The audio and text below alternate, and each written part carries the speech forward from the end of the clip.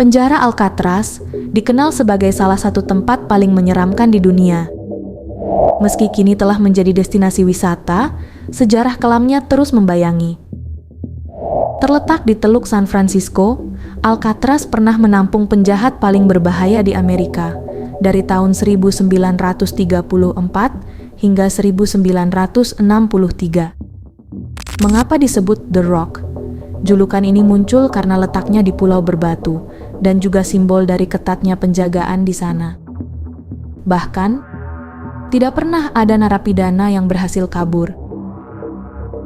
Kecuali kisah misterius 3 pria yang melarikan diri pada 11 Juni 1962. 3 tahanan Frank Morris dan 2 bersaudara John serta Clarence Anglin meninggalkan jejak tak terlacak. Mereka berhasil lolos dari penjara dengan pengamanan paling ketat di Amerika.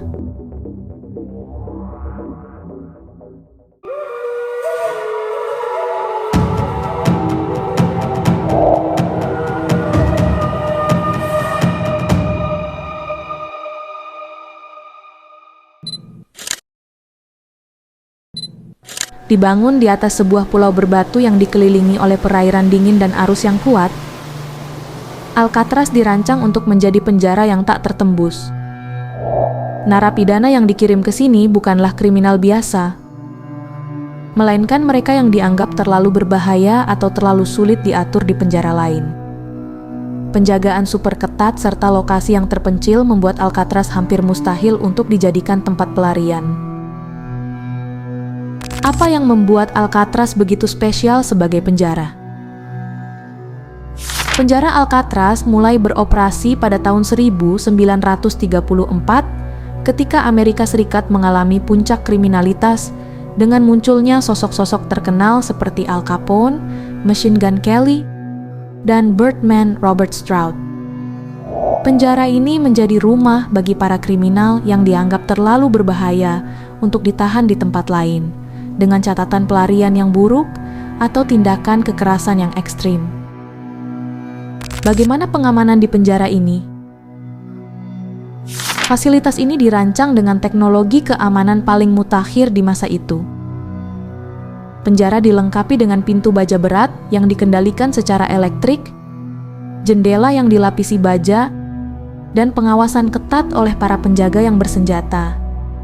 Setiap narapidana yang mencoba melarikan diri harus menembus pengamanan fisik yang sangat ketat dan kemudian menghadapi tantangan alam berupa perairan dingin yang dipenuhi arus berbahaya.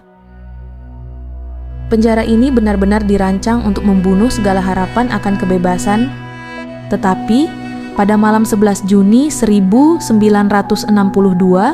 sesuatu yang tidak pernah terbayangkan terjadi.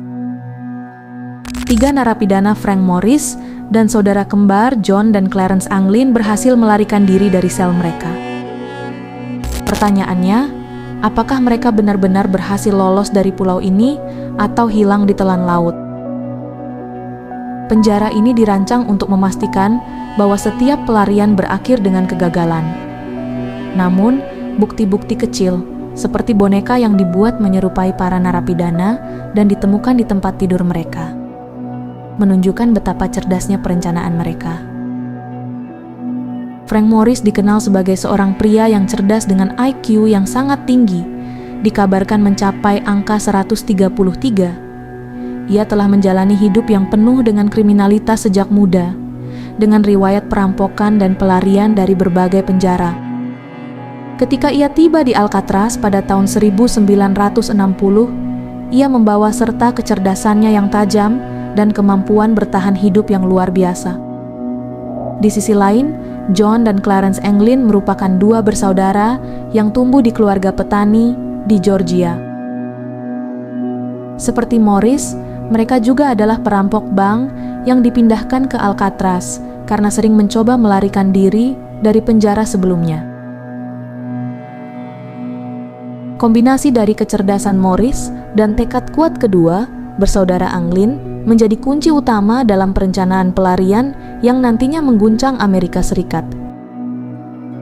Bagaimana mereka bisa menyiapkan pelarian di bawah pengawasan yang ketat?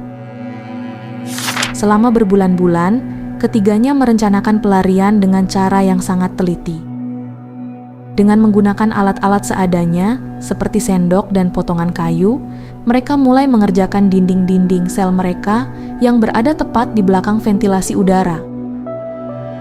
Setiap malam, mereka menggali dinding itu sedikit demi sedikit, menghilangkan sisa-sisa puing melalui celah-celah lantai, dan menyembunyikan hasil pekerjaan mereka di balik penutup karton yang mereka buat sendiri. Pada saat yang sama, mereka juga membuat boneka kepala yang terbuat dari sabun, pasta gigi, dan kertas toilet, lengkap dengan rambut manusia yang mereka kumpulkan dari tempat cukur di dalam penjara. Boneka-boneka inilah yang mereka letakkan di atas tempat tidur untuk mengelabui para penjaga saat mereka melarikan diri di malam hari. Yang paling mengesankan dari rencana mereka adalah rakit yang mereka buat.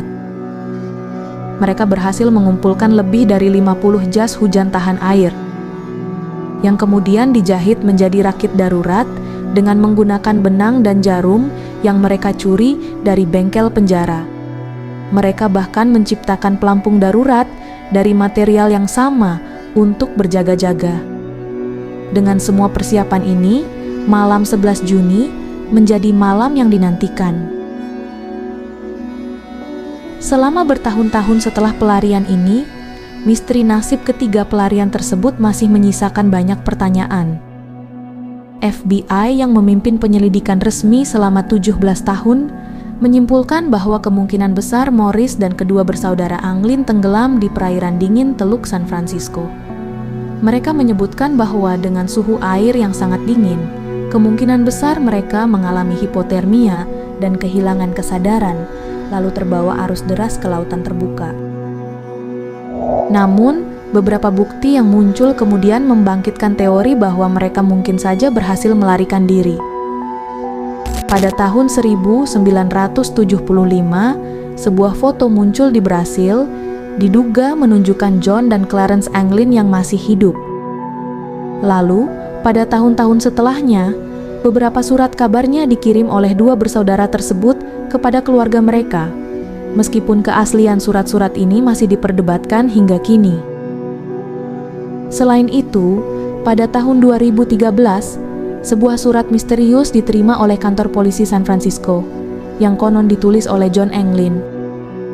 Dalam surat itu, John mengklaim bahwa ia, saudaranya, dan Frank Morris berhasil melarikan diri dari Alcatraz.